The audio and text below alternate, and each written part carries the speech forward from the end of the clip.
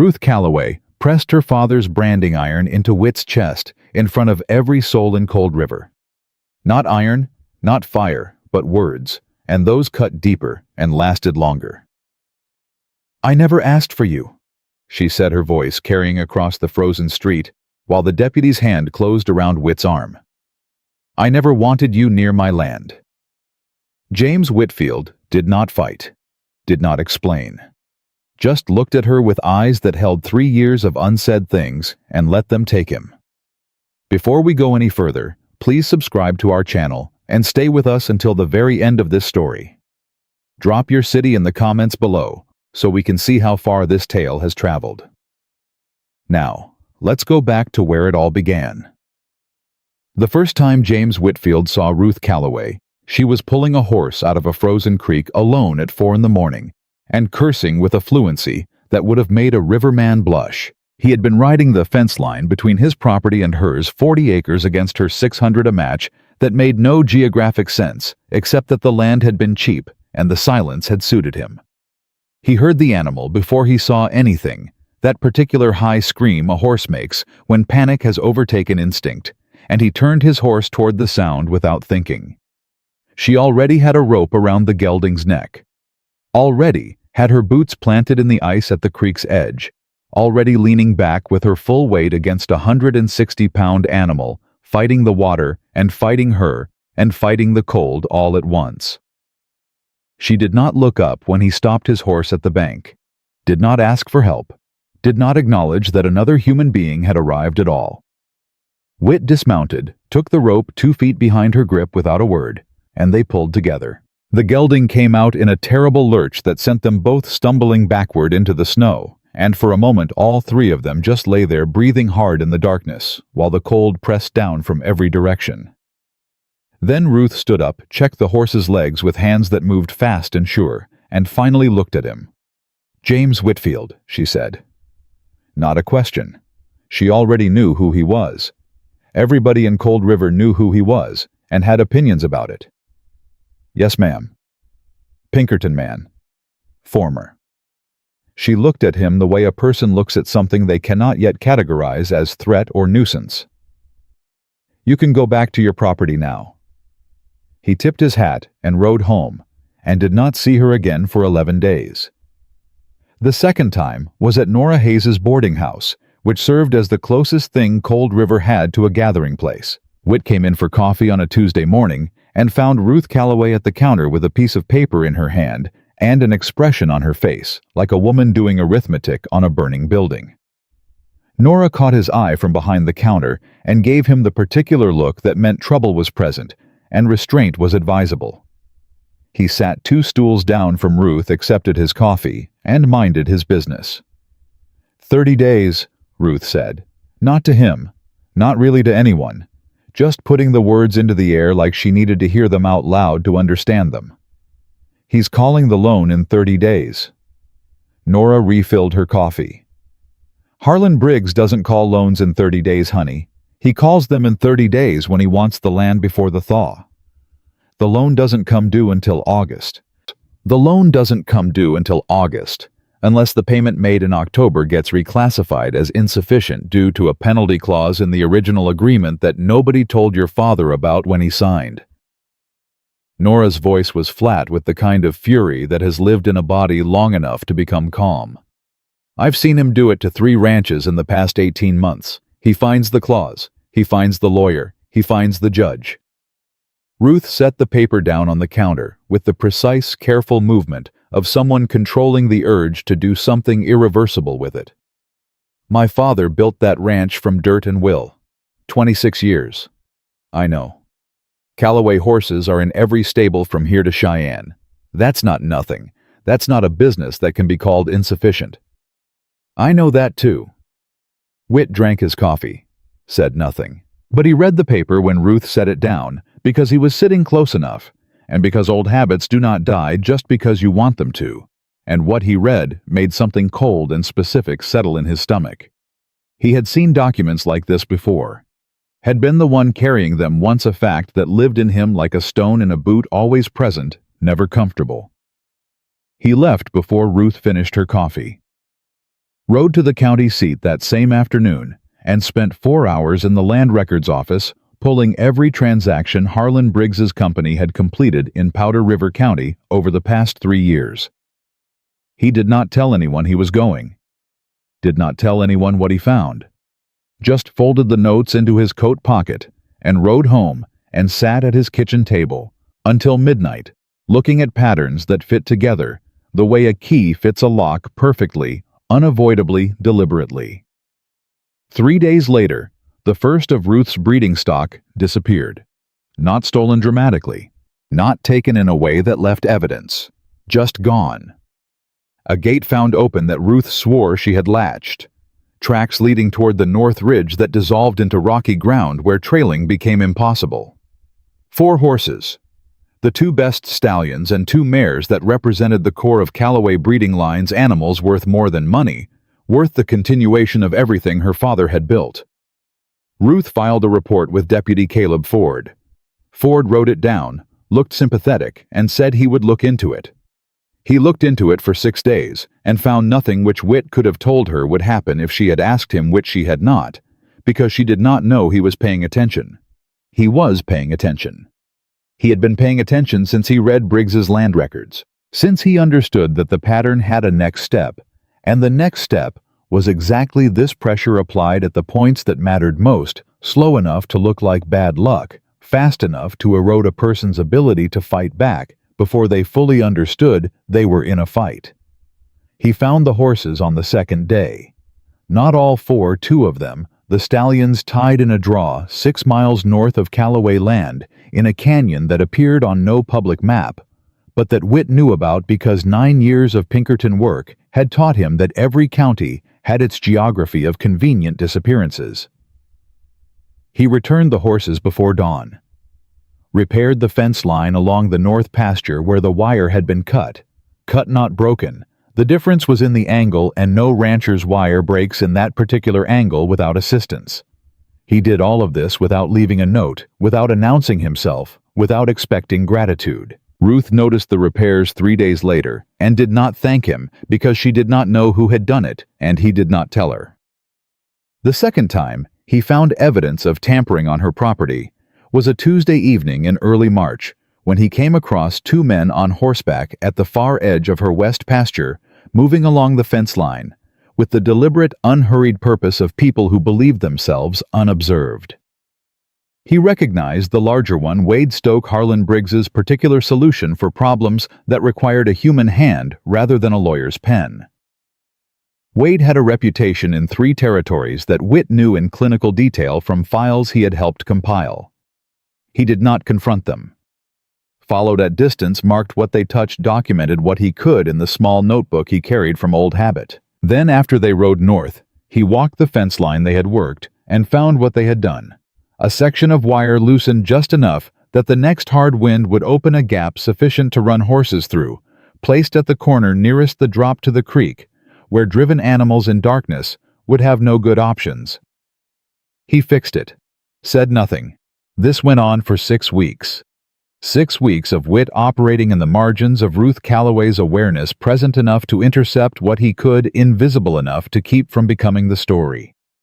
He understood instinctively that in a town where his history as a Pinkerton man sat over him like a weather warning, any visible involvement on his part would become the weapon used against her. Harlan Briggs was not unsophisticated. He would know exactly how to use a former company agent's concern for a rancher's widow to rewrite the narrative into something that served him. So, Whit was careful and quiet, and slowly, without meaning to, began to understand the specific weight of caring for someone who did not know they were being cared for. The morning everything changed started with coffee and a confrontation that had been building since October. Ruth came into Nora's at 7 and sat at the counter with the look she had been wearing for weeks. Not panic, because Ruth Callaway did not panic, but a particular species of controlled fury that Whit had come to recognize as her version of drowning. Harlan Briggs walked in at 7:15, which Whit was reasonably certain was not coincidence. Briggs was not a large man, but he occupied space the way money does, not physically imposing, but atmospherically heavy as though the air around him understood the difference between itself and everything else. He nodded to the room-ordered tea from Nora, with the pleasantness of a man who had learned that pleasantness cost nothing and purchased considerable goodwill, and settled himself at the table nearest the window.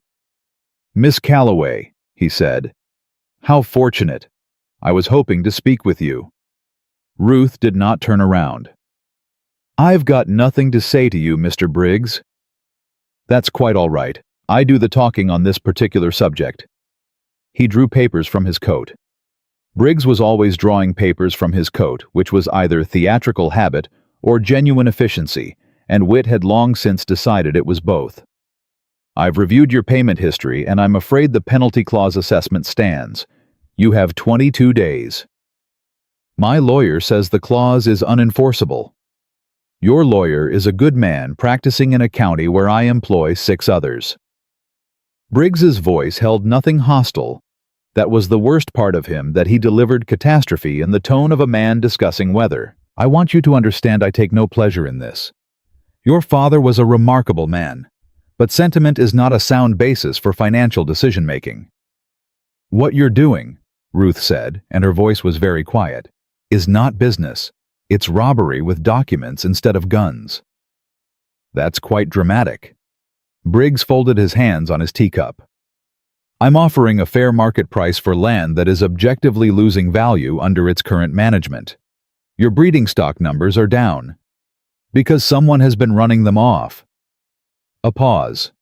Briggs looked genuinely puzzled, which was either honest confusion or exceptional performance. "I'm sorry.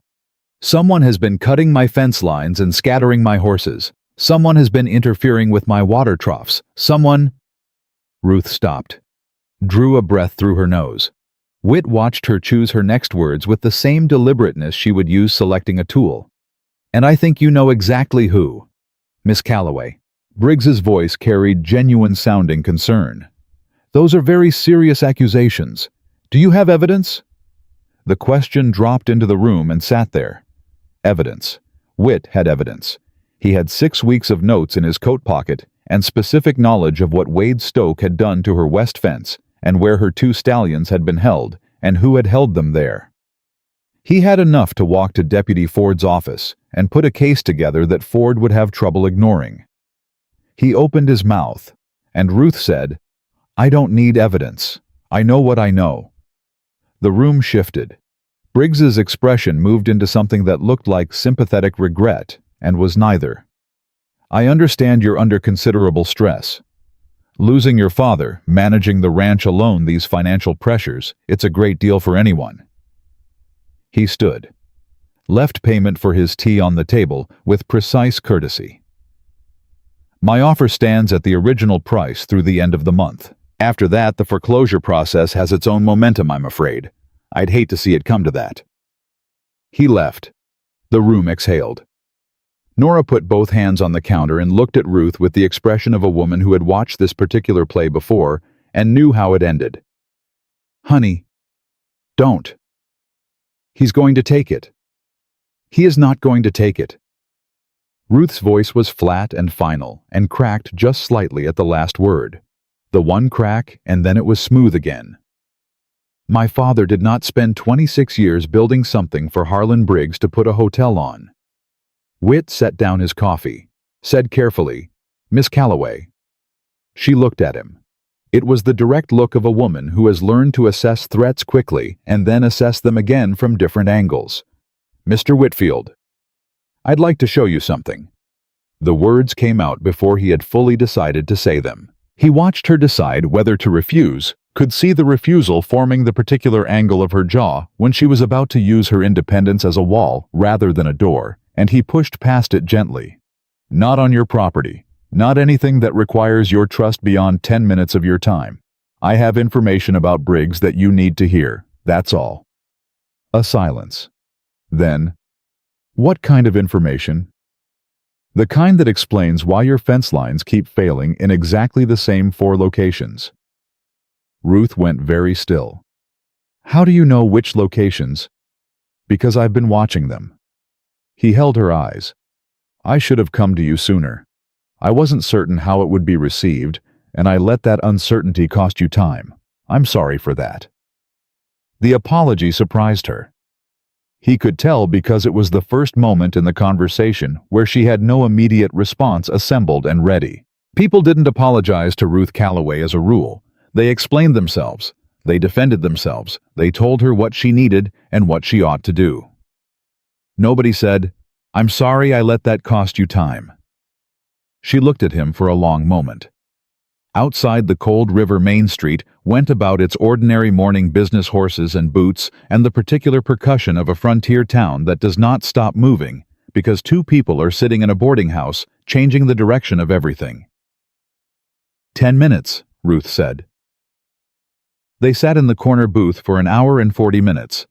Witt laid out what he had: the land records, the pattern of acquisition, the specific methods Briggs's company had used in 4 previous counties, the names of ranchers who had lost property through identical combinations of financial pressure and manufactured crisis.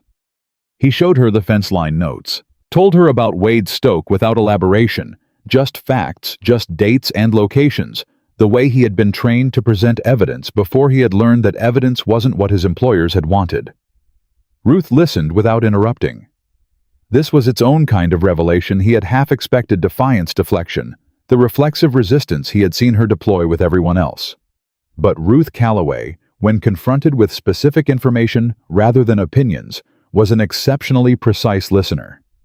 She went through the land records twice, asked 3 questions that were exactly the right 3 questions, tapped her finger on the note about Wade Stoke and said, "This is the man who's been moving my horses." "I believe so." "You could have taken this to Ford." "Ford works inside a system that Briggs has been cultivating for 3 years. I could take it to the state land office in Cheyenne, which is what I intend to do. But I need your permission, and I needed you to understand what you're dealing with before you made decisions about the next 3 weeks. Ruth looked at the records spread across the table, looked at them the way her father's brand hung in the barn like something that stood for everything. "Why?" she said. He met her eyes. "Why what? Why are you doing this? Why does my ranch matter to a man who has 40 acres and no stake in any of this?" The question was honest and deserved an honest answer. Witt thought about several answers and discarded them because they were true, but incomplete. He landed on the one that was complete. "Because I spent 9 years doing work that looked like protection and was actually the opposite. I'm trying to figure out what the opposite of that looks like." This seemed like a reasonable place to start. Ruth studied him the way she had studied the gelding that first night at the creek, looking for what was sound and what wasn't, looking for the difference between an animal that could be trusted and one that would bolt at the wrong moment. He let her look. Had nothing to hide in it. "I don't need saving," she said finally. "No, ma'am. You need information and legal recourse and probably a cattle count you can stake under oath. Saving is a different thing. I'm not offering saving." She almost smiled. Almost. The corner of her mouth moved in a direction that was not quite a smile, but was in its neighborhood. "My father used to say that the difference between help and interference was whether you asked first." He sounds like a sensible man. He was. She gathered the papers into a neat stack and set them in front of her. "All right, Mr. Whitfield, what exactly are you proposing?" "I'm proposing we document everything we have, ride to Cheyenne together, file a formal complaint with the state land office, and present Briggs with a legal situation complicated enough to give you time to make your next payment and retain counsel." He paused. "And I'm proposing you let me show you where your south fence has been cut again because it happened 2 nights ago, and if we don't fix it before the temperature drops tonight, you'll lose the use of the lower pasture." The almost smile came back. "You've been fixing my fences." It was not a question. "Yes, ma'am." Without asking. "Yes, ma'am." "That," Ruth said, "is interference, Mr. Whitfield." "Yes, ma'am, it is." He met her eyes without flinching. "I'll ask from now on." She stood and put on her coat with the brisk efficiency of a woman whose relationship with clothing was strictly functional. "South fence first," she said. "Then we talk about Cheyenne." Witt left a coin on the table for Nora, who was watching them from behind the counter with an expression that would have been difficult to categorize but leaned toward cautious relief. He followed Ruth Calloway out into the cold Wyoming morning and thought that this was probably the most specific kind of trouble he had ever walked into deliberately. He walked into it anyway. That afternoon, when they were working the south fence line, and the silence between them had settled into something that was not uncomfortable, Ruth said, without looking up from the wire she was twisting. 3 years ago, my husband left because my father wouldn't give him the ranch. I want you to know that, so you understand why I ask about motives. Whit wound the wire tight and cut it clean. That's a reasonable thing to know about a person. He was helpful too, at first. She tested the tension of the wire with practiced hands. Very helpful, very present, very interested in my father's opinions about inheritance. I see. I'm not saying you're like that. I understand why you might be watching for it. She looked at him then, direct and level the Creek assessment look. What do you want from this, Mr. Whitfield? And I want the honest answer, not the practical one. He considered the question with the seriousness it deserved. The wind came off the north ridge and pushed between them, and he looked at her.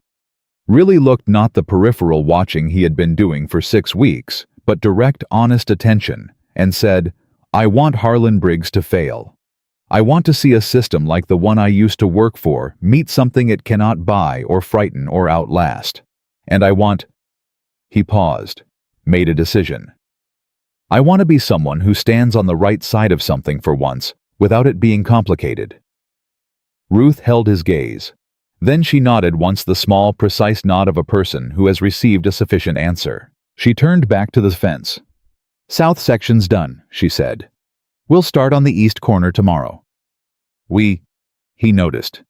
Not you. We. He rode home that evening through the last of the light with the notes in his coat pocket, and the cold at his back, and the particular clarity of a man who has just made a choice that cannot be unmade, not because he was trapped, but because for the first time in longer than he could accurately remember, the choice was right, and he knew it all the way down. He did not yet know what Harlan Briggs was about to do. Did not know that by the end of the week, Cold River would have a story about James Whitfield that bore almost no resemblance to the truth.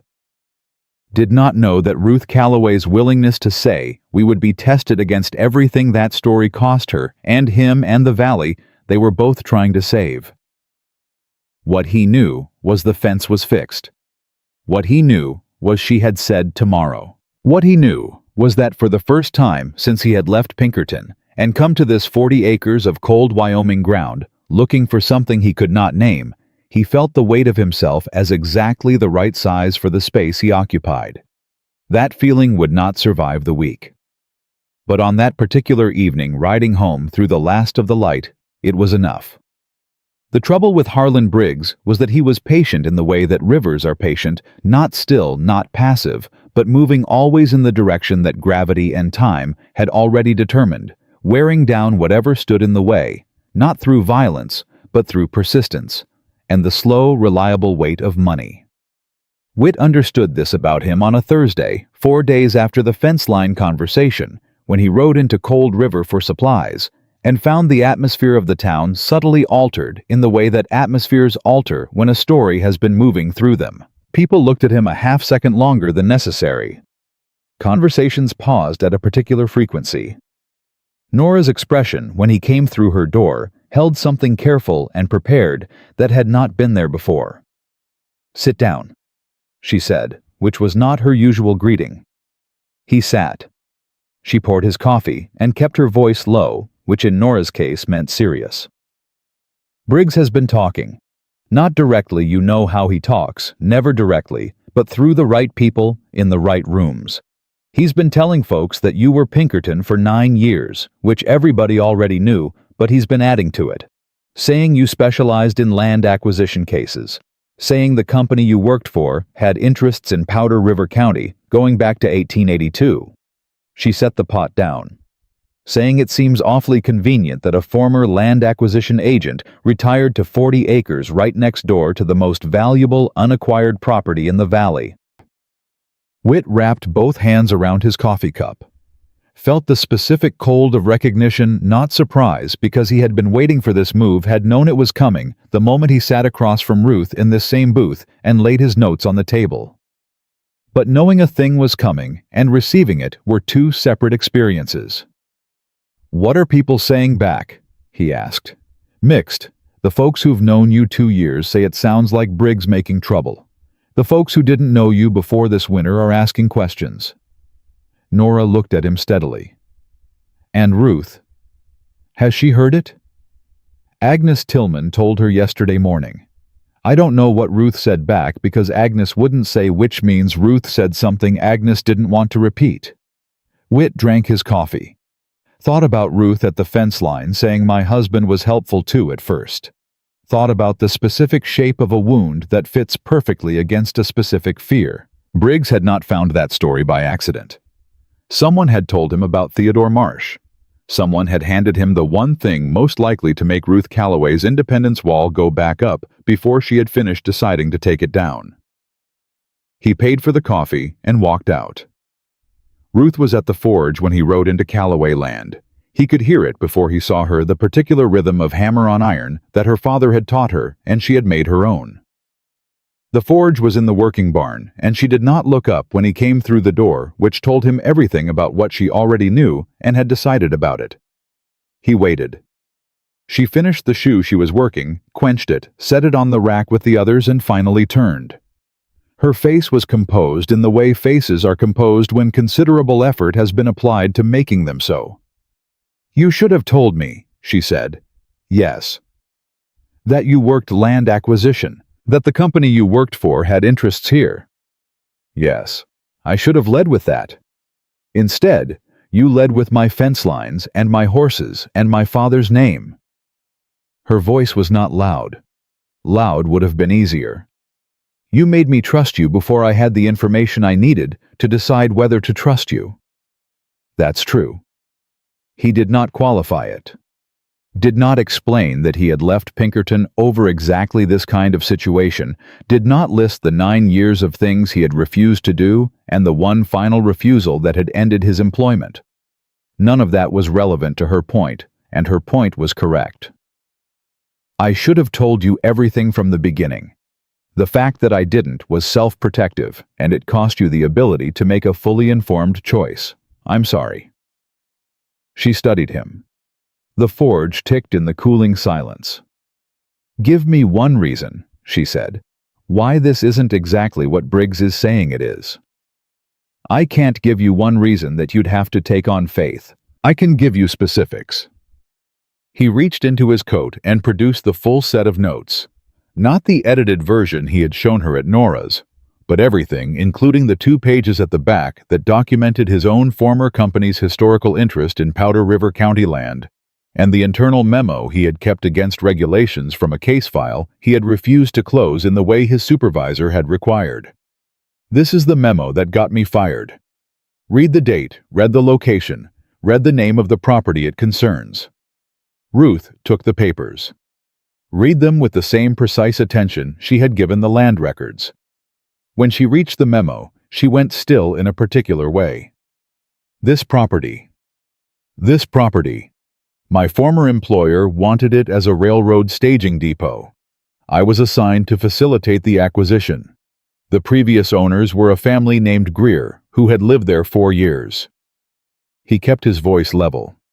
I was told to find irregularities in their water rights claim. There weren't any irregularities. My supervisor told me to find them anyway.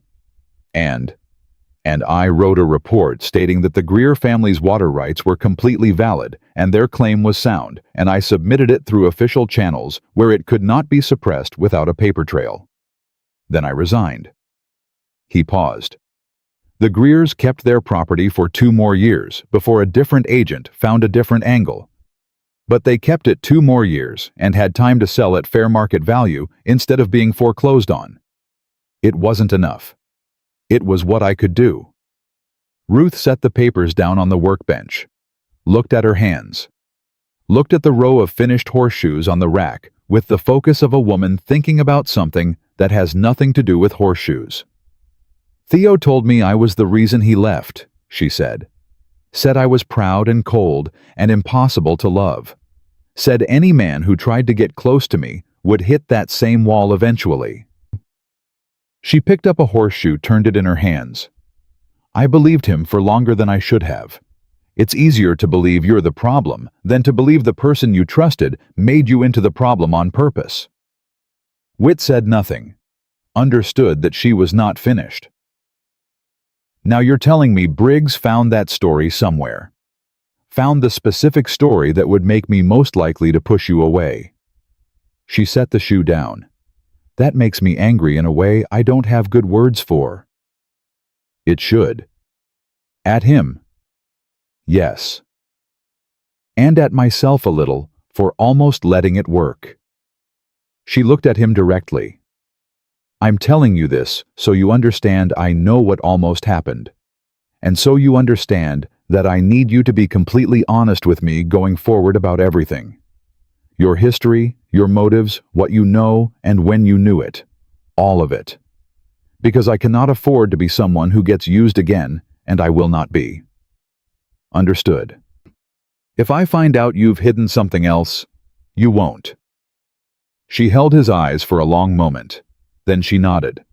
Not the small, precise nod from the fence line, but something heavier and more deliberate, the nod of a person making a real decision with full awareness of its weight. All right, she said. Then we need to talk about what happened last night, because something happened last night that I don't think was coincidence, and I think it changes the timeline we're working with. What had happened last night was this: Agnes Tillman's well had gone bad. Not dry, contaminated, a smell to the water that had no natural explanation. A color that Agnes described to Ruth as wrong, in the specific way that water is wrong when it has been helped to be wrong. Agnes had been the first rancher in the valley to refuse Briggs's initial purchase offer 6 months ago. She had done it loudly in front of witnesses with language that had circulated through Cold River for 2 weeks afterward. She had been until last night the most publicly defiant voice against the land company's presence in Powder River County. Now she had no water. And Harlan Briggs had appeared at her door that morning, 9 in the morning, with a revised offer and genuine-sounding sympathy. Whit listened to all of this without interrupting. When Ruth finished, he said, "How many other ranchers have been approached since October?" "That I know of 7. 3 sold, 2 are in negotiation. Agnes and the McCready family are holding." "McCready? What happened to the McCreadys?" Ruth's jaw tightened. "Levi McCready's hay barn caught fire 2 weeks ago. They're calling it a lantern accident." "Was it?" "Levi McCready has been working around hay and lanterns his entire life. His father worked around hay and lanterns. The idea that he left a lantern in a position to start a fire in a fully enclosed barn on a windless night is—" She stopped. No, it wasn't an accident. The picture that assembled itself in Whit's mind was the same picture he had been building for weeks, but now it had a pace to it, a momentum, a sense that the operations were accelerating. Wade Stoke and his brother Curtis had been quiet for 10 days. Quiet in the way that activity goes quiet when it shifts from probing to executing. The fence line interference had been testing. This was the real campaign beginning. "We need to move faster than Cheyenne," Whit said. "Filing a complaint through the state land office takes 3 weeks minimum if everything goes right. That's 3 weeks of wells and barn fires and contaminated water for anyone who's still holding. What's the alternative? Direct pressure. Something that costs Briggs more than it costs the ranchers. Something public enough that he can't manage it quietly." He thought about the memo in his coat, the paper trail that documented his former employer's interest in this specific county. If I can connect Briggs's land company to the railroad acquisition scheme, not just similar methods, but direct financial connection, the same investors, the same legal instruments, that's not a local dispute anymore. That's federal land fraud. Ruth was quiet for a moment. "Can you prove that connection?" "I know where the records are. The question is whether I can access them." "Where?" He met her eyes. "Briggs's field office. He keeps a secondary set of books there." I know he does because every company that runs this kind of operation keeps a secondary set of books somewhere the lawyers don't see. If I can get to those books, I can build the federal case. Everything else I have is circumstantial. This would be specific. Ruth looked at him for a long time. Outside the barn, the wind had picked up and was pushing at the walls with the flat persistence of Wyoming in late winter. Finally, she said, "That's not legal." "No, ma'am, it is not." "If you're caught, then I'm caught, and everything I find becomes complicated. I know that." He held her gaze. "But Agnes Tillman doesn't have water today, and by next week there will be 2 more ranchers in the same position, and by the month after that, Briggs will have the legal momentum he needs to complete every acquisition, and there will be nothing left to protect." Ruth set both hands flat on the workbench, looked at them. "I'm not asking you to do this. I know. If something happens to you, I need to be clear that I did not ask you to do this." "Ruth." He said her name for the first time, and something in the barn shifted with it, some pressure equalized that had been building since the creek. "I know what I'm doing, and I know why I'm doing it. That's on me. All I need from you is to know that if I come back with something, you'll be ready to move fast." She looked up. "What do you need me to do?" "Go see Agnes. Get her talking about the timeline of Briggs's approach, every conversation she can remember, every detail. Get the McCreadys to do the same. I need a documented pattern of contact that predates the crises on each property by a specific number of days. Can you do that without tipping Briggs that we're building a case?" "I've been managing conversations in this valley since I was 16 years old." "Then yes." Almost a smile. "I know you can." She straightened. Put on the expression that was her working face, the one that had kept this ranch breathing for 14 months of impossible circumstances. "When are you going?" "Tonight, late." "Whit." She said it the way the town said it. Not James, not Whitfield, but the shortened, familiar version that people used for someone they had decided to accept. It was the first time she had used it. "Be careful."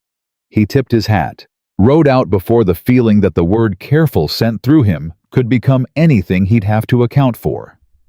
He was back before dawn with 3 pages of notes and a set of ledger copies he had made by candlelight on a table in Briggs's filing room, while the night pressed cold and absolute against the office windows. His hands were steady. His breathing was even. He had done this before in different offices for different reasons, and the fact that this time he was doing it for the right reasons did not make it less technically a crime, which he acknowledged to himself with the clarity that he believed dishonest men never quite managed. He hid the copies in the hollowed leg of his kitchen table, a cavity he had prepared weeks ago out of old Pinkerton habit, and then he built a fire and made coffee and sat with what he had found. What he had found was worse than he expected. Not just railroad acquisition. A coordinated campaign across 4 counties, timed to coincide with a legislative vote on water rights scheduled for August, a vote that would determine whether large-scale irrigation operations could legally divert from the Powder River tributaries. If the vote passed the way the land company's lawyers had written it, every small rancher in the valley would lose water access within 2 years, regardless of title. Briggs wasn't just buying land. He was buying the conditions that would make the land worthless to anyone who didn't own the water rights, which his company was quietly purchasing separately through a subsidiary nobody had connected to the main operation. Whit sat with this for a long time. Then he put on his coat and rode to Callaway Land in the full cold of early morning, because Ruth needed to know, and because the shape of what they were facing had just changed in a way that required 2 people to look at it rather than 1. The lights were already on in her kitchen. She was awake before him, which he might have predicted, and when she opened the door and saw his face, she stepped back without a word and let him in. He spread the copies on her kitchen table. She read them standing up, which she always did when the information was serious, as though sitting down was a luxury she couldn't afford until she understood the full weight of what she was holding. When she finished, she was quiet for a long moment. Then, August. August. The vote passes, we lose the water, and without the water, the land isn't worth fighting for. That's what the timeline shows. She looked at him across her kitchen table with her father's land records on the walls, and the cold coming through the window glass, and the specific expression of a woman who has just had the full shape of the threat made visible for the first time, and is deciding not whether to fight, because that was never the question for Ruth Calloway, but how. "Then we have until August," she said, "and we are nowhere near ready." "No," Whit said, "we are not." She refilled his coffee without asking, set it in front of him. "Then we'd better get started." They worked for 11 days with the focused efficiency of two people who understood that time was the one resource they could not manufacture. Ruth rode to Agnes Tillman's every other morning and sat in Agnes's kitchen while the old woman talked, and what Agnes had to say filled 4 pages of the notebook Ruth carried in her coat pocket. Dates, names, the exact sequence of Briggs's visits, the particular language he used, the way his offers increased in precise correspondence with each new crisis on the property. Agnes had a memory like iron, and a fury she had been sitting on for 6 months, and once Ruth gave her a reason to open it up, it came out organized and specific and devastating. The McCreadys were harder. Levi McCready was a man who had been raised to believe that accepting help was a form of defeat, which Ruth recognized with the particular recognition of someone who had carried the same belief for 34 years. And she approached him the way she approached a difficult horse. Not head-on, not with pressure, but sideways, letting him come to the decision himself, while she simply made the decision available. She sat on his porch for an hour and a half talking about hay yields and winter losses and the particular difficulty of maintaining fence line when the ground froze to depth, and she did not mention Briggs or documents or federal fraud until Levi McCready brought it up himself. Then she listened. Then she wrote down what he said with the same precision she had learned from Whit, and she rode home and added it to the growing record they were building together at her kitchen table every evening. Whit drove to Cheyenne twice, came back with contacts at the state land office who were cautiously interested in the water rights timeline, and with the name of a federal land commissioner who had been building a case against railroad acquisition fraud in 2 neighboring territories. He did not tell Ruth how he had gotten the commissioner's name, which she noticed, and did not press understanding that his Pinkerton years had left him with a particular kind of knowledge that was useful in exactly this situation, and that asking too many questions about its origins was a form of willful ignorance she could not afford. What she did press him on was everything else. Every morning when he came to her kitchen table with new information, she asked questions that cut to the exact center of whatever he was presenting. Questions that required complete answers rather than sufficient ones. She had a legal mind that had never been formalized, which meant it had no habits of deference, no learned tendency to accept a professional framing of an issue. When Whit said something was complicated, she asked him to uncomplicate it. When he said something might not be actionable, she asked him to explain exactly what actionable required and whether they could manufacture the conditions for it. He found this simultaneously the most useful and the most challenging aspect of working with her. He had spent 9 years in rooms where his expertise was accepted without interrogation. Ruth Calloway accepted nothing without interrogation, and the result was that the case they were building was considerably stronger than what he would have built alone. It was on the 12th day that Harlan Briggs made his move, and it came from the direction neither of them had prepared for. Whit was at Agnes Tillman's place checking the water table. He had a theory about the contamination, and wanted to verify it before he added it to the evidence record when Nora's boy came riding up fast with a note that said, "Only come to town. Now." Ruth's name at the bottom. He rode in to find Ruth standing outside Ford's office with her arms crossed and her jaw set in the particular configuration that Whit had learned meant she was controlling a very large amount of something that needed controlling.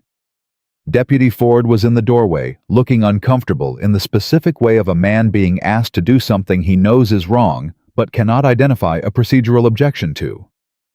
Beside Ford stood one of Briggs's lawyers, a man named Sutherland, who had arrived in Cold River 3 weeks ago and had been present at every significant moment since, always slightly behind Briggs, always holding a document, always wearing the expression of a man who regards other people's problems as interesting intellectual puzzles rather than actual suffering.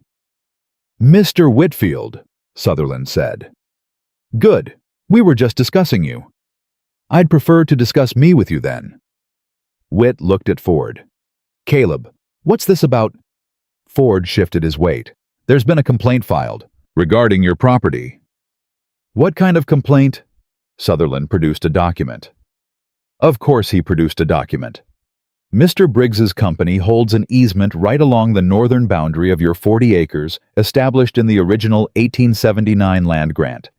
The easement has been materially interfered with, specifically fence work done along that boundary in violation of easement terms, which require unobstructed access." Whit looked at the document. He knew the easement, had read every document associated with his property before he purchased it, which was Pinkerton habit, so deeply embedded it was now simply habit. The easement was real. The interference claim was not the fence work he had done, was on the south side of the easement line, which he knew to within 6 inches because he had measured it twice. But proving that required a survey, and a survey took time, and time was exactly what this was designed to cost him. "This is fabricated," Ruth said. Her voice was controlled and precise. "The fence work is on his side of the line. Anyone who walks out there can see it." "Anyone can see the current position of the fence, certainly," Sutherland said pleasantly. "Whether that was always the position is a different question. Our surveyor believes otherwise." "Your surveyor works for Briggs." "Our surveyor is a licensed professional with—" "Caleb." Ruth turned to Ford directly. "You know Whit. You know this property. You've ridden past it 100 times. Ford looked at his boots. "Ruth, I can't—" "What are you being asked to do?" A pause. Ford was not a dishonest man. He was a man in a position that had been designed to offer him only dishonest options, and the distinction mattered to him even if it was not currently helping. "Serve a temporary injunction. Restricts Mr. Whitfield from conducting any activity on the disputed boundary area while the survey is completed." "How long does the survey take?" Sutherland answered before Ford could. "Standard process is 4 to 6 weeks. Ruth looked at Whit. He could see her doing the arithmetic. 4 to 6 weeks put them past the point where the evidence they had gathered could be effectively used to block Briggs's land acquisitions before the August vote. This was not a legal maneuver. It was a clock, and it was specifically calibrated. "Serve it," Whit said. Ruth turned to him. "Whit. Serve it, Caleb. I'll comply." He took the injunction from Ford, read it, folded it, put it in his coat.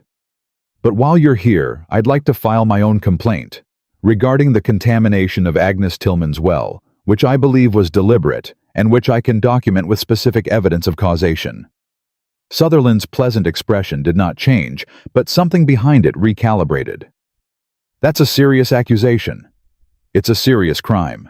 Whit looked at Ford. "Will you take the complaint?" Ford was quiet for a moment. Then, "I'll take it." Sutherland opened his mouth. Ford held up one hand, not looking at him. "I'll take it. File it properly. Investigate it according to procedure." He met Whit's eyes. "According to procedure, which takes time." "I understand," Whit said. "Thank you, Caleb." It was not enough. All of them knew it was not enough. But it was what procedure allowed, and it left a paper trail. And paper trails had their own value in situations where you were not going to win today, but needed to be able to demonstrate that you had been right all along when the time for demonstration came. Ruth walked with Whit to his horse, said quietly without looking at him, "He knew about the Cheyenne contacts." "Yes." "Someone told him we'd been to the state land office." "Someone who knew, or someone who noticed. Could be either." Whit untied his horse. "The injunction doesn't actually stop anything that matters. The boundary work was already finished. What it does is give him a legal handle on me, something he can pull if I do anything else he needs to stop. He's watching for something. He thinks you're close to something he needs to prevent. We are close to something he needs to prevent. He looked at her. The question is whether he knows specifically what, or whether he's just applying pressure broadly because he knows pressure has worked everywhere else. Ruth was quiet for a moment. The main street of Cold River moved around them with its ordinary rhythms, and Whit was aware that they were being observed, not obviously not with hostility, but with the persistent attention of a community that had been given a story about the two of them and was watching to see how the story developed. Agnes came to me this morning, Ruth said. Before all this, she said Briggs visited her again last night, said he mentioned your name, said he told her that a former Pinkerton man with a financial interest in seeing land values destabilized was not a reliable ally for struggling ranchers. She said it flatly reporting rather than editorializing. He used the word destabilized. Whit thought about this. He's trying to separate us. He's trying to separate everyone. Agnes from me from you, the ranchers from each other. Ruth's jaw tightened. He knows that the only way we lose is if we stop trusting each other. He's been doing this in 4 other counties. He knows exactly what works. Does Agnes believe him? A pause. Agnes said to me, that man has been sitting in my kitchen giving me sympathetic eyes since October, and everything he told me was going to happen happened on schedule, which means either he knew or he caused it. And now he's warning me about the one man who came to check on my water table without being asked. She looked at Whit. Agnes said she believes in evidence over inference, and the evidence is that you fixed what he broke. Something loosened in Whit's chest that he had not known was tight.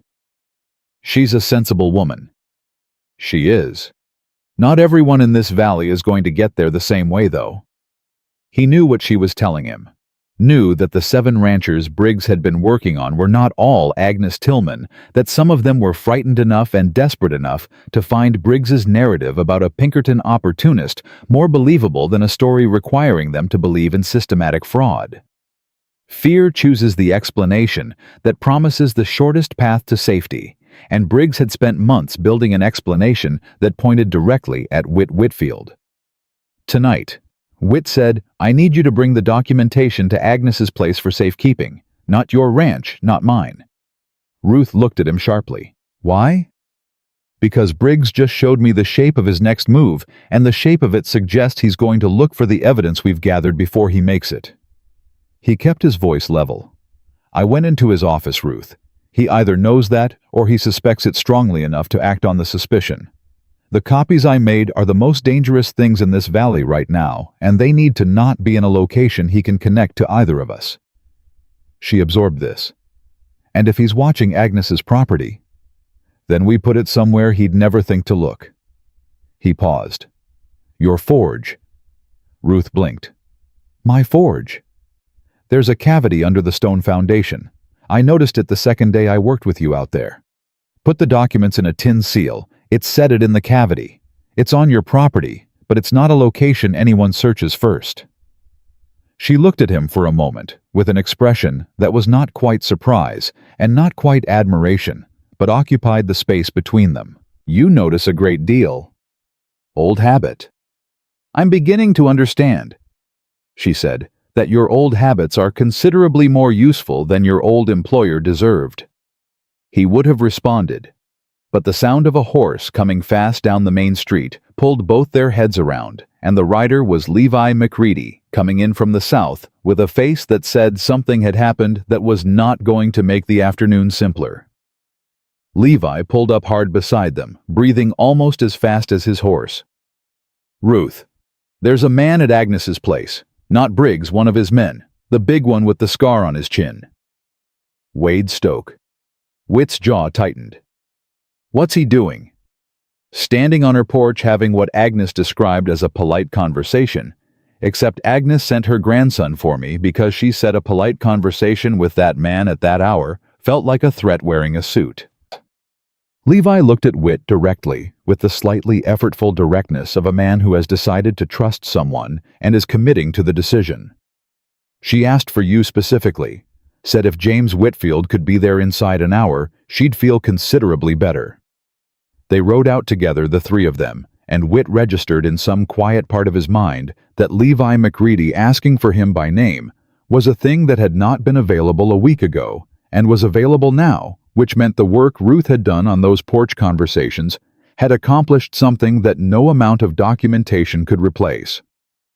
Wade Stoke was still on Agnes's porch when they arrived, still wearing the pleasant expression of a man conducting a social call, right up until he saw Whit come through the gate, at which point the pleasantness thinned to something more honest underneath. Stoke was a big man who moved like someone who had never needed to be cautious, and the only time he had ever been cautious in Whit's observation was when the odds were genuinely against him.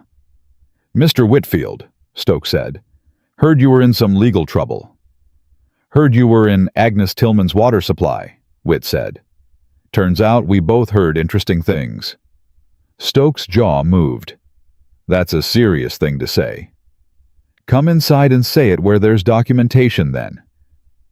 Agnes's voice from behind the screen door was magnificent in its absolute refusal to be frightened.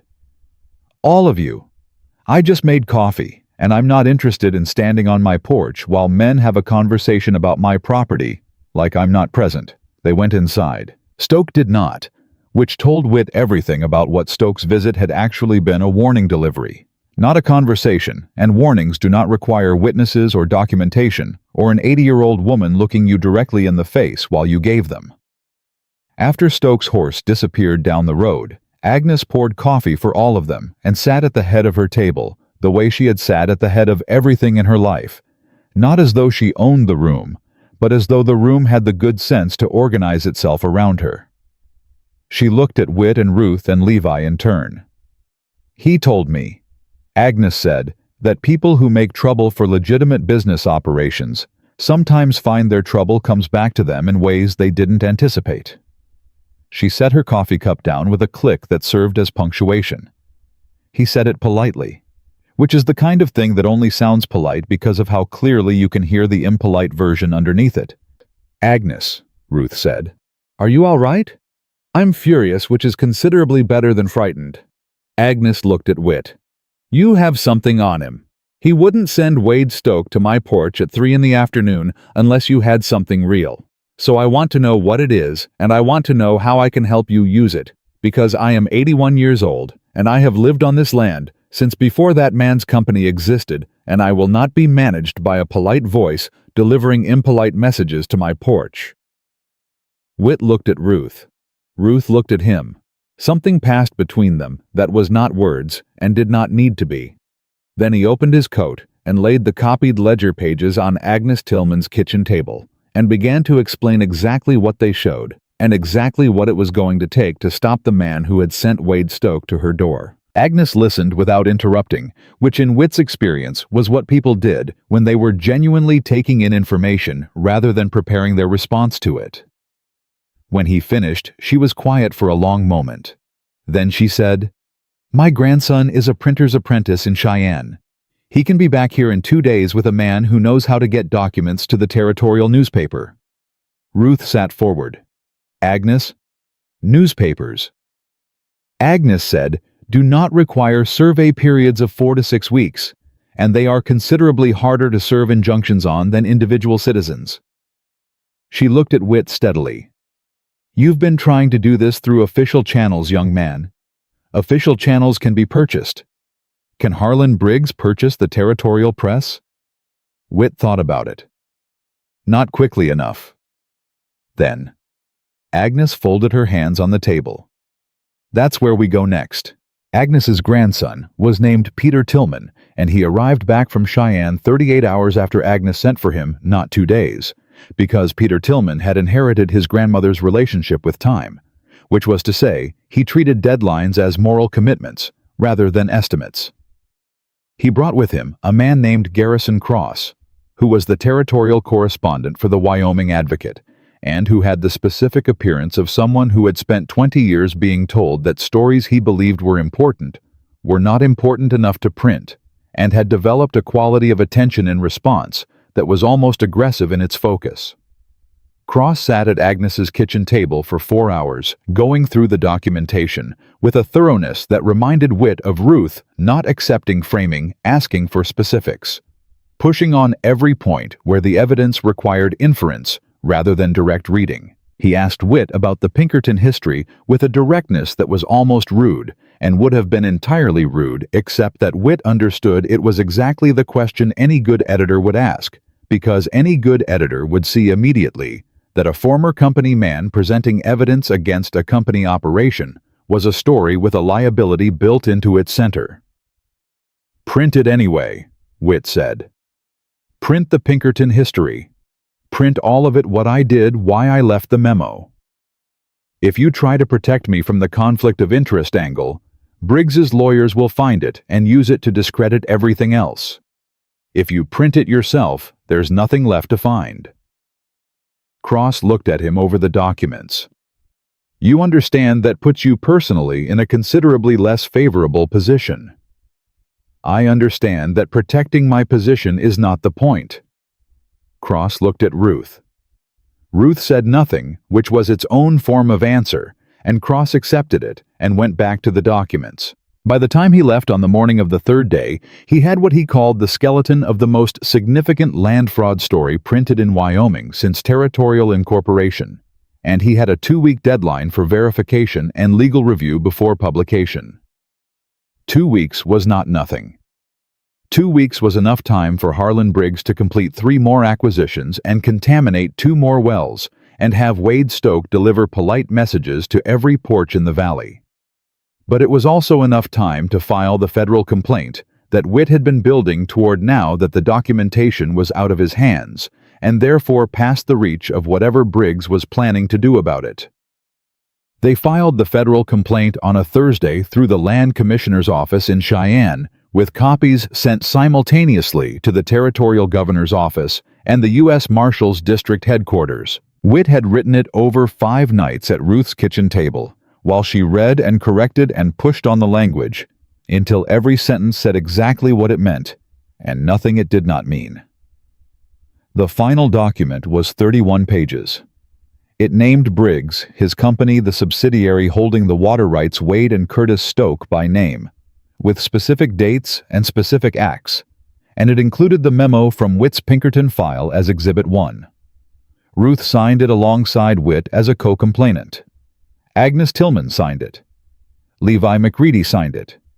4 other ranchers whose properties had been targeted signed it, people who had arrived at Ruth's kitchen over the course of 2 weeks, sometimes arriving the way people arrive at a decision they have been avoiding, slightly abrupt, slightly defiant, as though getting there first would prevent anyone from seeing how long it had taken. Whit watched Ruth with those ranchers and understood something he had not fully understood before. She had spent 14 months managing this land alone because she had been determined to prove she needed nothing from anyone, and she had been so focused on proving it that she had not noticed the community contracting around her, people pulling back, not because they did not want to help, but because she had made help feel like an imposition. Now she sat at the head of her kitchen table, asking people what they needed, and listening to the answers and the change in the room. When she did, that was almost physical. People leaning forward instead of back. Voices dropping to the register of actual conversation, rather than the formal distance of people being careful with each other. She noticed him watching her one evening after the McReadys had left. "Don't," she said. "I wasn't saying anything." "You were thinking something loud." He smiled. "I was thinking your father would have liked watching this." She was quiet for a moment, looked at the table covered with papers and coffee cups and the particular evidence of people working towards something together. "He used to say that pride was just fear wearing better clothes." She started gathering cups. "I thought he was being philosophical. He was describing me specifically." "Most wisdom is." She looked up. For a moment, there was something in her face that had no defenses in it. Not the working face, not the assessing face, not the controlled fury face that had become as familiar to him as weather. Just her tired and honest and present. Then it passed, and she handed him 2 cups and said, "Wash these. You've been useless with dishes the entire time you've been sitting at my table." He washed the dishes. It was, he thought, the most companionable thing that had happened to him in several years. It was Nora who brought them the first warning that Briggs had changed tactics, and she brought it on a Friday evening when the light was going and the cold was settling in with its final weeks of winter intensity. She did not knock. Nora had stopped knocking at Callaway Land sometime in the second week, which Ruth had noticed and not objected to, which was its own form of progress. Just came through the door, with her coat still buttoned, and her expression carrying the specific weight of news that could not wait for pleasantries. "Sutherland was at Ford's office for 2 hours this afternoon," she said. "Ford came into my place after and had 3 whiskeys, which he never does, and I asked him what was wrong, and he told me to mind my own business, which he also never does." She sat down. "Then he came back an hour later and told me, 'Briggs is filing criminal charges against Witt.'" Ruth set down what she was holding. "What charges?" "Breaking and entering. Theft of proprietary documents. The field office on Mill Road." Nora looked at Witt steadily. "Sutherland has an affidavit from a night watchman who says he saw you going in and coming out with papers. Says he didn't report it at the time because he was afraid, and he's reporting it now." The room was very still. Witt's face did not change because he had been trained in rooms where faces changing cost you information. But Ruth was watching him with the particular attention she gave to things she needed to understand completely, and she saw the stillness for what it was. "Is the watchman real?" she asked, not asking Witt to deny it, asking for the specific fact. "There was a watchman. He was asleep when I went in and asleep when I came out." Witt kept his voice level. "Whether Briggs has convinced him he wasn't, or whether Briggs has provided him a version of events and sufficient motivation to testify to it, I don't know. But the charge itself—" He paused. "The charge itself is accurate in structure. I did go into that office. I did take copies of documents." The silence that followed was the particular silence of a thing known being confirmed in words for the first time. Nora looked at the table. Ruth looked at Witt. "He's been waiting," Ruth said slowly. "He knew. He's been holding this since how long has he known? Probably since shortly after. He's been sitting on it, building the rest of the case against me, waiting for the moment when using it would do the most damage." Witt looked at her directly. "Which is now. The federal complaint is filed. The newspaper article is 2 weeks from publication. If he arrests me on felony charges before either of those things produces results, the narrative becomes a former Pinkerton man with criminal charges fabricating evidence against a legitimate business operation. Everything we built gets contaminated by association with what I did to build it." Ruth stood up and walked to the window and stood there with her back to the room. Witt waited. Nora waited. Outside, Cold River was going about its evening business, entirely unaware that the conversation happening in this kitchen was going to determine what the valley looked like in 5 years. Ruth turned around. "How long before Ford has to act on the charges?" "Depends on whether Sutherland wants an arrest or just the charges filed. An arrest moves fast. Charges without an immediate arrest give Ford procedural cover to move slowly." Witt thought about Ford's 3 whiskeys. "Caleb doesn't want to do this. He'll move as slowly as procedure allows. Then we use the time." Ruth came back to the table. Her voice had the quality it got when she had finished feeling something and moved into action, not suppressed, not hidden, but transformed into forward motion. "Nora, can you get word to Cross tonight? I can send Peter on the morning stage." "Tonight. I need Cross to know that the charges are coming, so he can decide whether he needs to accelerate the publication timeline or whether he needs to add the arrest to the story he's already building." Nora was already standing. "What else?" "Tell Agnes. Tell Levi. Tell everyone who signed that complaint that Briggs is responding, and they need to be ready for him to come at them individually in the next 2 weeks." After Nora left, the kitchen was quieter than it had been in days. Witt stood at the table with the documents spread in front of him, and the specific clarity of a man who has arrived at the place he knew he was heading, and is assessing the ground with professional detachment, which was its own kind of useful, and also at this particular moment insufficient. Ruth. She was at the stove doing something with the coffee that did not require the attention she was giving it. "I know what you're going to say." "Then say it with me." She turned around. Her hands were wrapped around a cup she had not poured anything into yet. "You're going to tell me that this was always where this path led, that taking those documents was a crime, regardless of the reason, and that Briggs having legal grounds to charge you was a risk you accepted when you made the choice. Yes. And you're going to tell me that what matters now is making sure the charges don't derail the larger case, that your personal situation is secondary to the federal complaint and the article." She set the empty cup down. "And you're going to tell me that I should let you handle whatever happens next without treating it as my fault." I was going to say that last part differently. How differently? He thought about it. I was going to say that what I did with full understanding of what it cost, and that the cost was worth it, because the documentation we built from those copies is what brought 6 ranchers to your kitchen table and convinced a federal land commissioner to open an investigation. Worth it is not the same as your fault. Ruth looked at him for a long time. The particular look, the creek assessment, the horse evaluating look, but there was something different in it now than there had been in February. Less calculation. More something else. "When this is over," she said, "when Briggs is dealt with and the land is secure and the valley is still standing, what are you going to do with your 40 acres? The question surprised him into genuine thought, which she had a way of doing. "Build something, I suppose. I've been meaning to put up a proper barn. The structure that's out there now is optimistic at best." "You could use help with that." He met her eyes. "I could." "I know how to build," she said. Simply. The way she said most true things without preparation or decoration, just the fact set down where it could be examined. "My father taught me. I'm better with timber framing than most men twice my size." "I believe that entirely. I'm also stubborn and difficult to work with, and I will tell you when you're doing something wrong even when you don't ask. I've noticed. And I'm saying this now."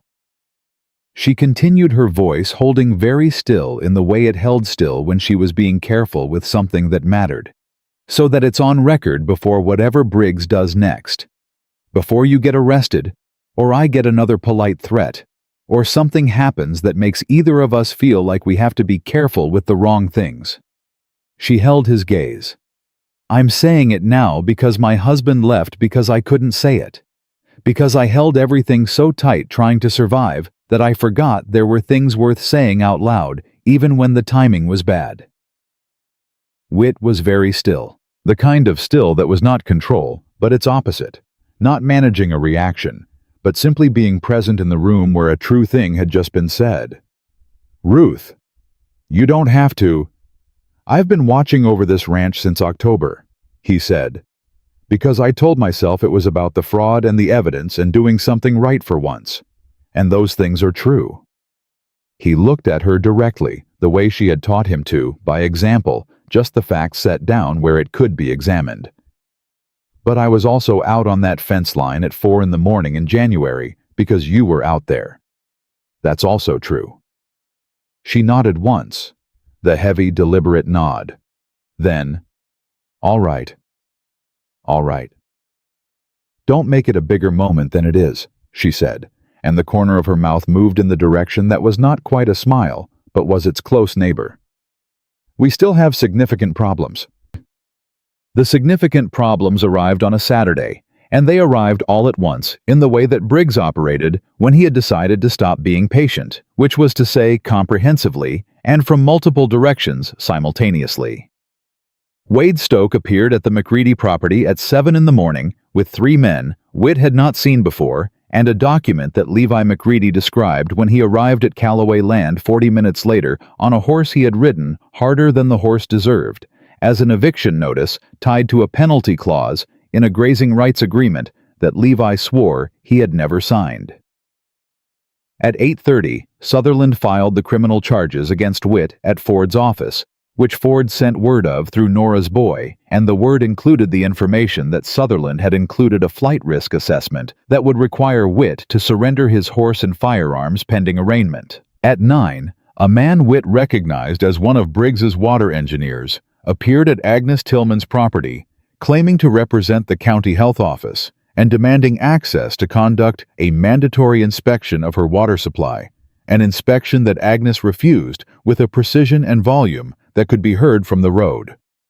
Ruth heard all three pieces of news within 20 minutes of each other, standing in her own kitchen, delivered by three different people. Witt watched her process it, not the working face, not the controlled fury, but something that lived beneath both of those, the real face, the one that had been managing impossible arithmetic for 14 months alone and was doing it again now, except that this time the arithmetic included him. "He's moving everything at once," she said. "He knows the article is coming and the complaint is filed. He has maybe 2 weeks before both of those produce consequences he can't manage. He's trying to destabilize everything we've built in that window." Witt looked at her steadily. "Ruth, I need you to hear what I'm about to say without arguing with it until I'm finished. That depends on what you're about to say. I need to go to Ford's office and address the charges directly, not run from them, not delay go in today and face them because, if I run or stall, Sutherland uses it to argue that the federal complaint was filed by a fugitive, which gives the land commissioner grounds to table the investigation." Ruth said nothing, listening as she had promised. "If I go in, Ford processes it. Briggs gets his arrest.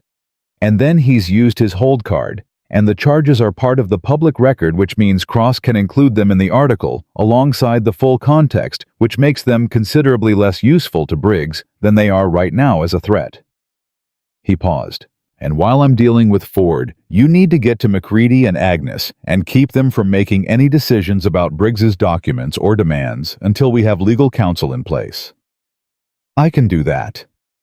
Her voice was level. "What about you?" "Ford will set bail. I'll send word through Nora when the amount is set." He held her eyes. "Don't pull resources from the ranch to cover it. The ranch is the thing we're protecting. I'll manage." Ruth looked at him for a long moment. Something moved across her face that was not the working face, or the assessing face, or the controlled fury. It was the real face, unguarded, and what it held was the particular expression of a woman who has spent her whole life learning not to need anyone and is standing in the precise moment where not needing becomes a choice she is actively making rather than a condition she was born with. "You'll manage," she said. "Yes." "With what exactly you just told me not to pull ranch resources?" "I've got some money set by, enough for bail." "From Pinkerton?" "Yes." "You saved Pinkerton money for 9 years and then quit on principle, and now you're going to spend it on bail for a crime you committed trying to undo what Pinkerton taught you." She said it without irony, just laying the fact down. "That's an unusually complete kind of integrity." He almost laughed. "Almost." "Go see McCready," he said. "I'll send word." He rode to Ford's office at 10 in the morning with his hands visible and his pace unhurried, the way he had ridden toward consequences his entire adult life, not toward them, because he wanted them, but toward them because walking away from them cost more than he was willing to pay. Ford met him at the door with the expression of a man receiving something he had been hoping would not arrive and had known all along would. "Witt." "Caleb." He stepped inside. "Let's do this right." Ford processed him properly, as he had always known Ford would, and the charges were formally entered at 10:22 on a Saturday morning in Cold River, Wyoming, in the last weeks of winter. While 6 miles east, Ruth Calloway was sitting in Levi McCready's kitchen, talking him back from the edge of a decision that would have handed Briggs exactly what he wanted. And somewhere between those two kitchens, in the space that had been building since February, and a frozen creek, and a woman who pulled her own horse out of the ice at 4 in the morning, the story of what happened to Powder River County, turned on the specific question of whether truth properly documented and properly delivered could outrun the money that was trying to bury it. It was going to be very close. The bail was set at $400, which was either Ford exercising what limited mercy the procedure allowed, or Sutherland miscalculating, and Witt suspected it was both. He spent one night in Ford's holding cell, which was cold and smelled like wet wood, and the particular loneliness of a space designed to make people feel the weight of their choices. And he did not sleep much, but he did think clearly, which was what he had always been able to do, when external circumstances removed every distraction except the ones that mattered. What he thought about was the timeline. Cross had 11 days left before the article went to print. The federal complaint had been formally received and assigned a case number, which meant an investigator would be dispatched within the week if the commissioner's office moved at standard pace. Briggs had the criminal charges, and the injunction, and Wade Stoke, and whatever else he had been building quietly, while they had been building loudly, and the question was, which architecture held under pressure?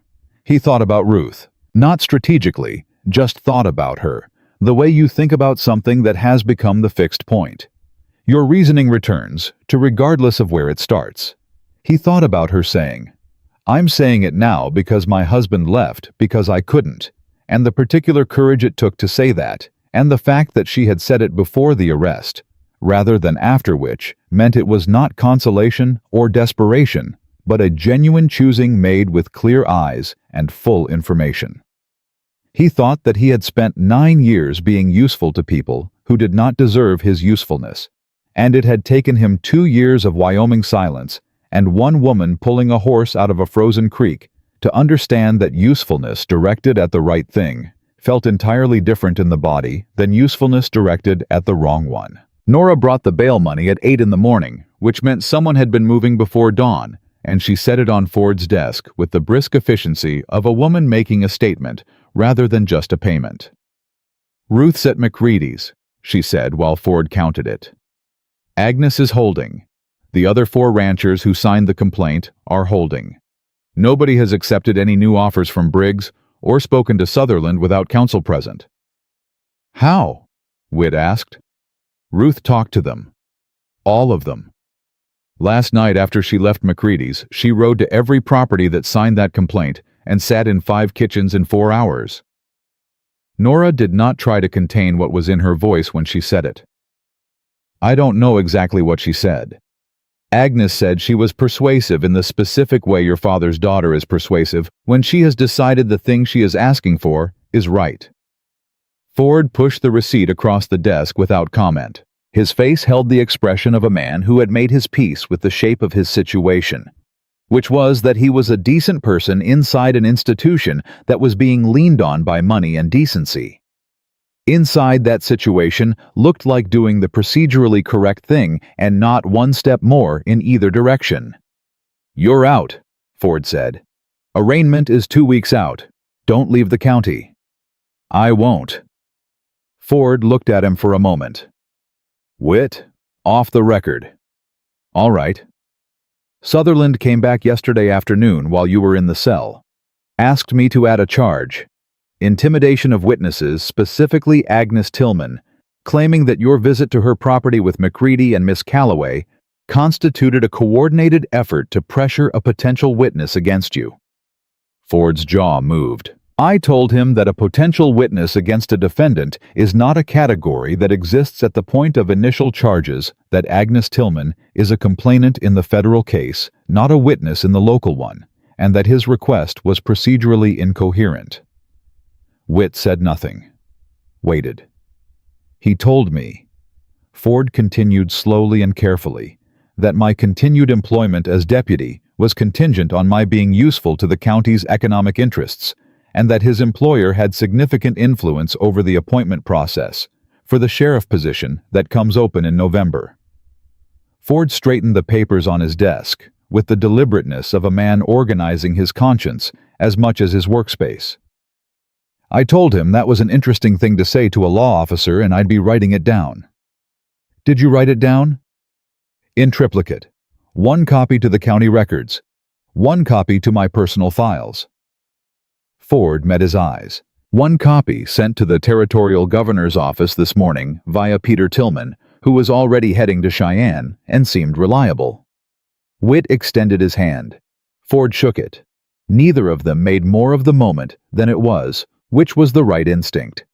It was one decent man doing what decency required in a system that made decency expensive, and marking it any larger than that would have embarrassed them both. He found Ruth at the Callaway Forge. She heard him coming across the yard and came to the barn door and looked at him in the specific way that confirmed several things he had been thinking about in the cell: that she had been awake most of the night, that she was managing something large and keeping it managed, and that she was genuinely glad to see him standing on her property in the morning light rather than in Ford's cell. "You're out," she said. Nora moved fast. Nora moved immediately. Ruth stepped back from the door to let him in. The forge was cold. She had not lit it this morning. "Tell me what Ford said." He told her about the Sutherland conversation, the triplicate copies Peter Tillman's Cheyenne run. Ruth listened and then said, "Ford just put himself in the story."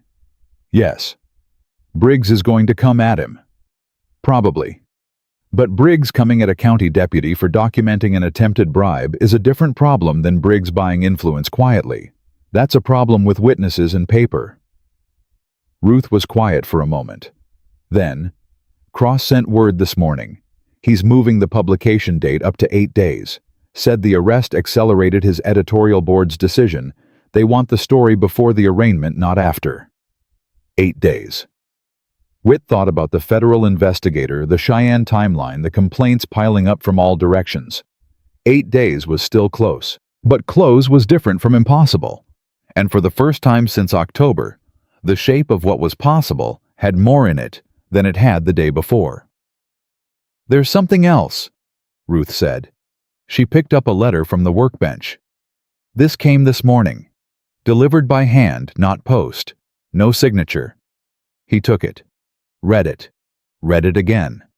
The letter was short, 8 sentences, written in a careful hand that suggested education and deliberate anonymity.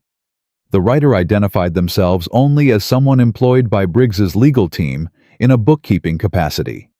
The letter stated that a second set of financial records existed, not the ones Whit had copied, but a ledger maintained separately by Sutherland himself, documenting payments made to county officials, a water engineer whose credentials were falsified, and 3 individuals described only as field contractors, whose initials were W.S. and C.S. Wade and Curtis Stoke. The letter stated that the writer would deliver this ledger to a federal investigator, and only a federal investigator within the next 7 days, on the condition that their identity would not be disclosed, and that they would not be required to testify publicly.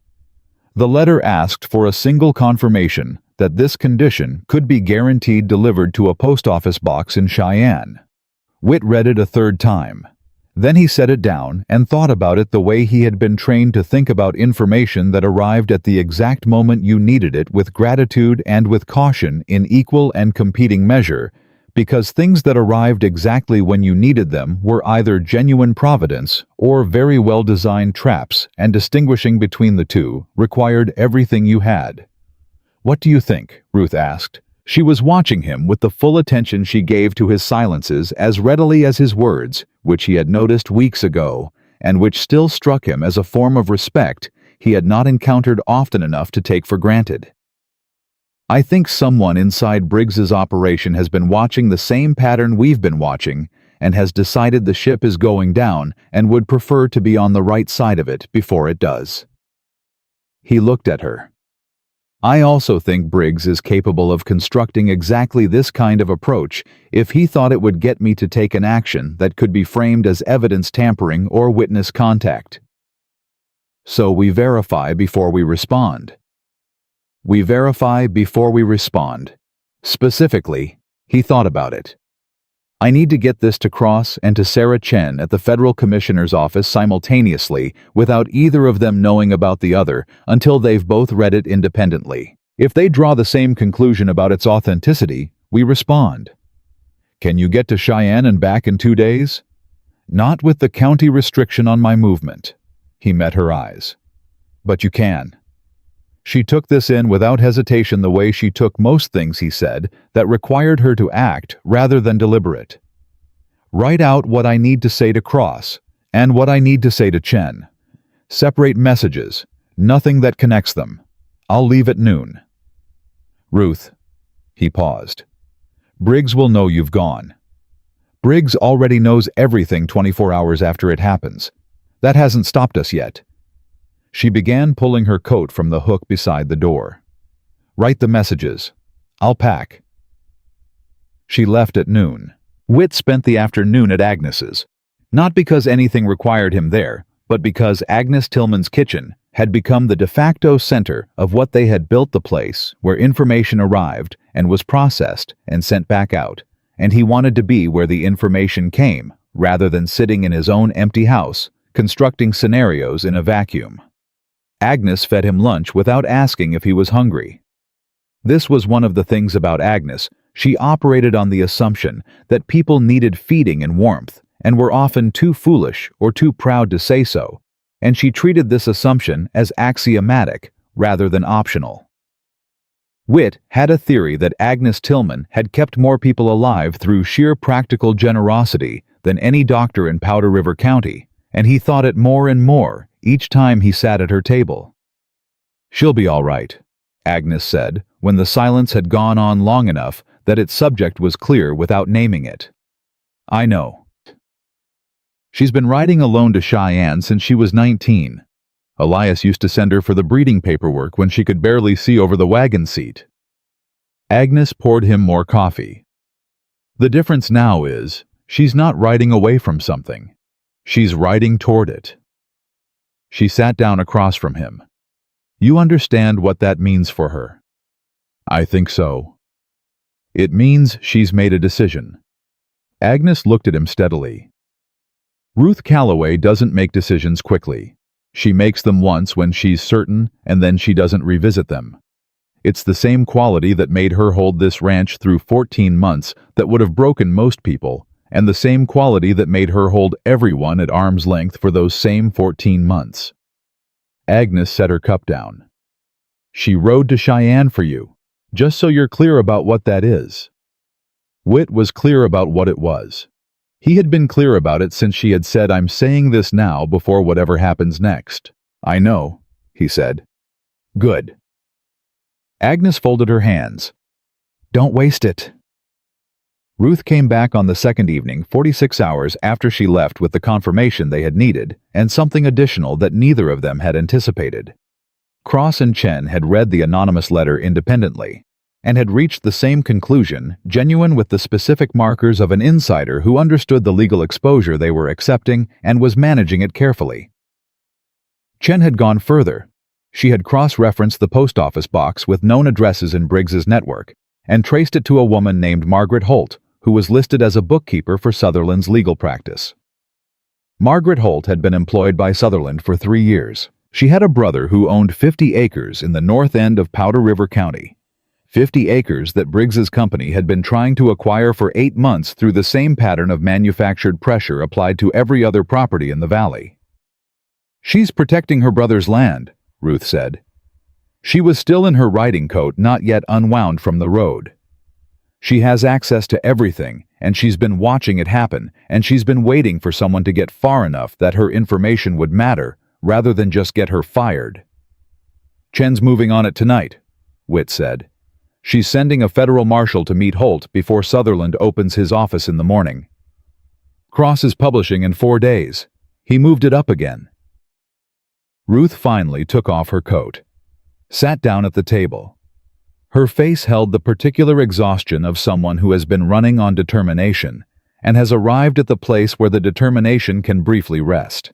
He said the story is bigger than anything the Advocate has run in 6 years, and his editor wants to be first.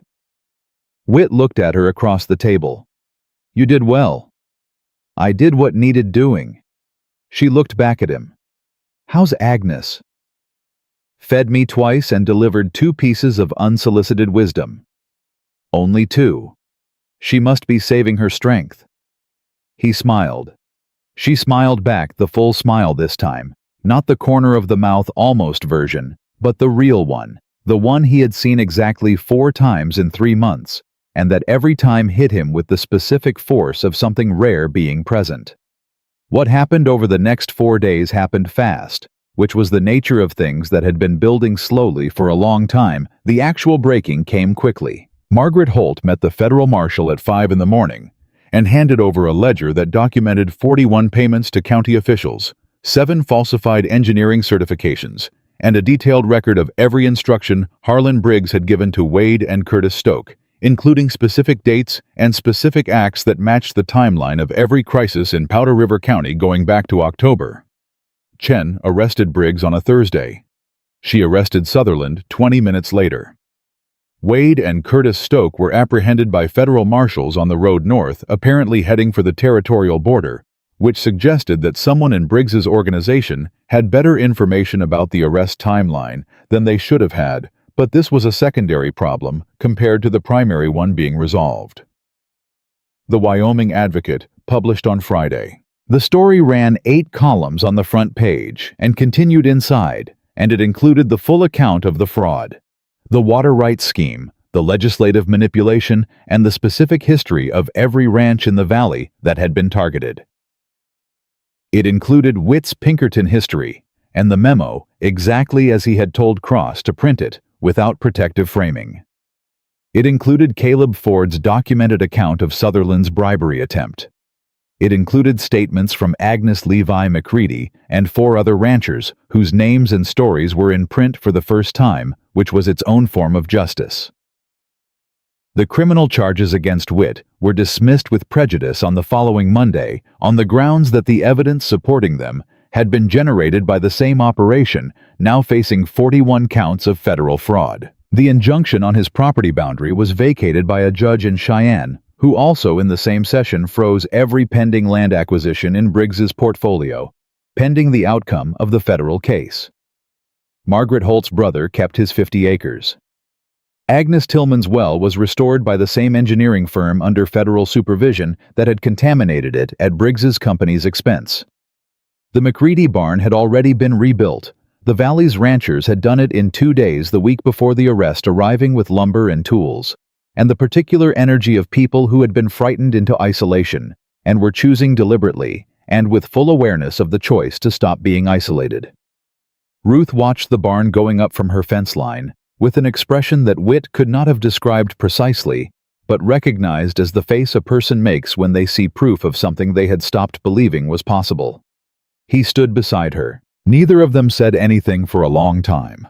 Then Ruth said, "My father always said that the worst thing fear does is make you forget that other people are afraid too, that everyone's standing in their own kitchen thinking they're the only one who can't ask for help."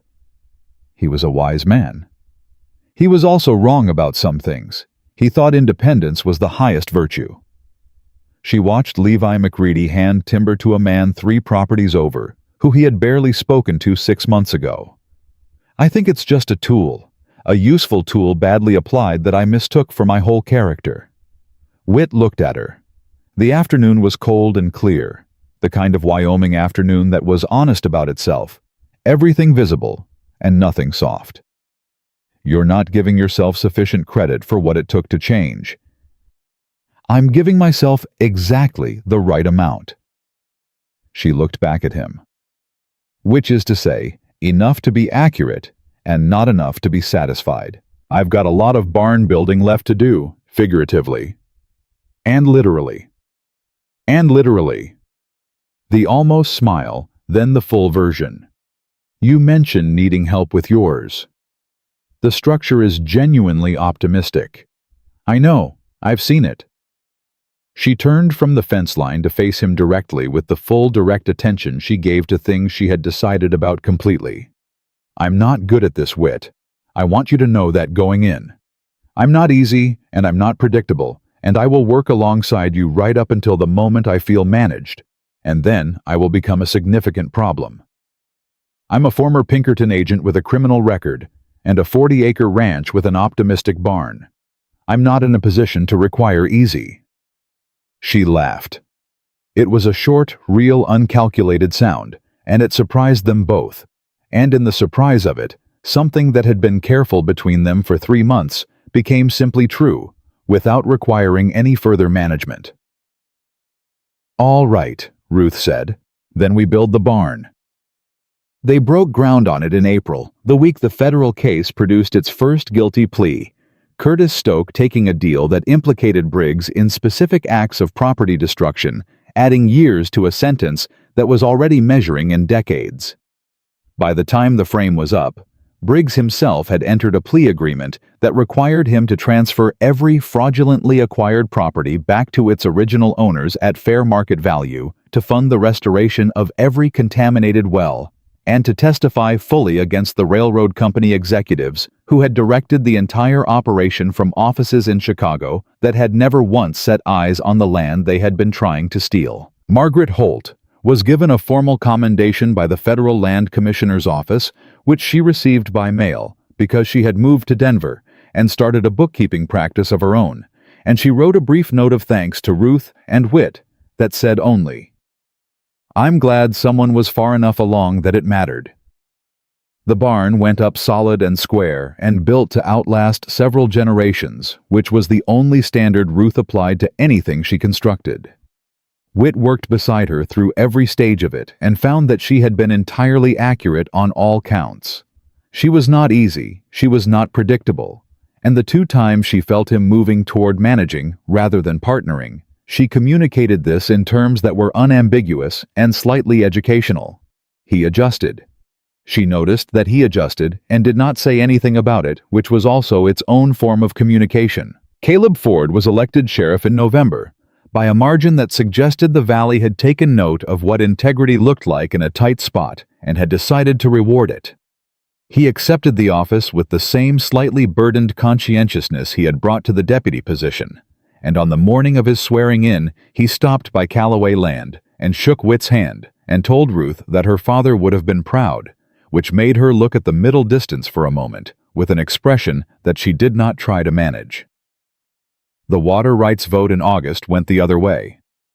Without Briggs's money behind the legislation, and with the full story of the scheme in public record, the bill failed by 11 votes, and the Powder River tributaries stayed, as they had always been, belonging to the land they ran through, and the people who had built their lives around them. On an October morning, the kind that felt like the sky had been cleaned overnight, and everything visible was sharper and more itself than usual. Whit was fixing a hinge on the forge barn door when Ruth came out with 2 cups of coffee and sat on the step beside him. The way she had started doing. Not announced, not organized, just present in the specific, comfortable way of someone who has decided that presence doesn't require justification. She handed him a cup. He took it. They looked out at Callaway Land, the rebuilt barn, the corrals where the breeding stock moved in the early chill, the fence lines that ran clean and true in every direction. "I've been thinking," Ruth said, "about what my father said about help." "Which part?" "The part where he said you had to ask first." She wrapped both hands around her cup. "I think he meant it as a rule, a courtesy. But I've been thinking that what he was actually saying was that asking is the thing that makes it real. That you can't actually receive something you won't acknowledge needing." She paused. "I needed help. I needed it for 14 months before I was willing to say so, and the cost of that silence was almost everything." Whit said nothing. Let her finish. "I'm not going to make that mistake again." She looked at him. "With anything." He looked back at her with the full attention she had taught him to give to things that mattered, which was to say all of it, nothing held in reserve, no professional detachment, no habit of caution. Just the fact of her set down where it could be seen completely. "Neither am I," he said. The hinge was fixed. The coffee was good. The land ran out in every direction under a sky that made no promises except the one it had always kept. That morning came that the ground held, that what you built with honest hands on honest ground would stand for as long as you were willing to stand with it. That was enough. That had always been enough. They had simply needed to be brave enough to stop pretending it wasn't.